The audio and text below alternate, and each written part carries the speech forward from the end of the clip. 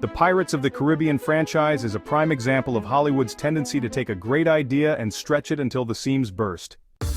While Curse of the Black Pearl was a surprisingly sharp and energetic adventure, its sequels became increasingly bloated.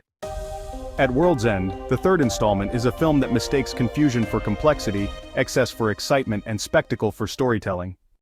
It is not so much a movie as it is an overcooked buffet of plot lines, bombastic action sequences, and Johnny Depp's increasingly eccentric flailing.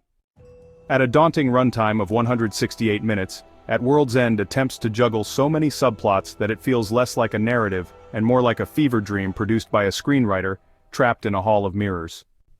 The film's opening sequence sets the tone, an unsettling montage of mass executions complete with a child singing a haunting tune. This bizarrely dark opening contrasts so sharply with the film's later antics, that one might suspect two entirely different films have been mashed together in an editing room hostage situation. The plot, if one is generous enough to call it that, is an overcomplicated mess of double crosses, triple crosses, and vaguely defined supernatural politics. Captain Jack Sparrow, played by Johnny Depp, is trapped in Davy Jones's locker, which is a surreal wasteland filled with hallucinations of himself, because this movie needed more Jack Sparrow apparently. His crew, along with the ever-brooding Will Turner, portrayed by Orlando Bloom, and Elizabeth Swann, played by Keira Knightley, now a full-time pirate queen, embark on a convoluted rescue mission. This mission involves a trip to the end of the world, an underwater capsize maneuver, and Geoffrey Rush's gloriously over-the-top Captain Barbossa, doing his best impression of a man who understands what is happening. The villain situation is equally tangled.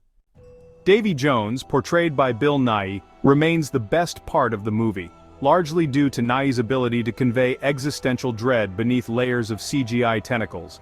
However, his presence is undermined by the film's need to introduce Cutler Beckett, played by Tom Hollander, an embodiment of corporate evil who controls Jones through a mystical heart-in-a-box plot device. Between the two of them, the film presents dueling antagonists, whose motivations are as murky as the waterlogged set pieces. As for action, At World's End subscribes to the philosophy that if one epic sword fight is good, 17 are even better. The final battle takes place in a swirling maelstrom, where multiple factions engage in acrobatic duels while ships sink in spectacular fashion. It is undeniably impressive on a technical level, but by this point, the audience is less invested in the stakes and more concerned with whether or not the characters themselves even understand what they are fighting for. The emotional beats of the film are similarly drowned out by the sheer volume of moving parts. The love story between Will and Elizabeth reaches its crescendo in a hilariously impractical mid-battle wedding, officiated by a dying man because this movie refuses to let even a moment of tenderness pass without an explosion happening in the background. Meanwhile, Jack Sparrow's arc, if one can call his increasingly erratic behavior an arc, seems more focused on providing Depp with as many opportunities as possible to mumble cryptic one-liners while staggering around like a man perpetually caught in a strong breeze. Ultimately, At World's End is a film that aims for grandeur but achieves only exhaustion. It is a spectacle without a center, a story that confuses density for depth, and an exercise in seeing how many subplots can be stuffed into a single movie before it collapses under its own weight. And yet, despite all its flaws, it remains an oddly fascinating monument to Hollywood's love of excess.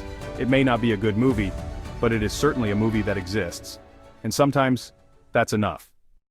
Thanks for watching. Make sure to like, share, and subscribe. Quirky Critic signing out.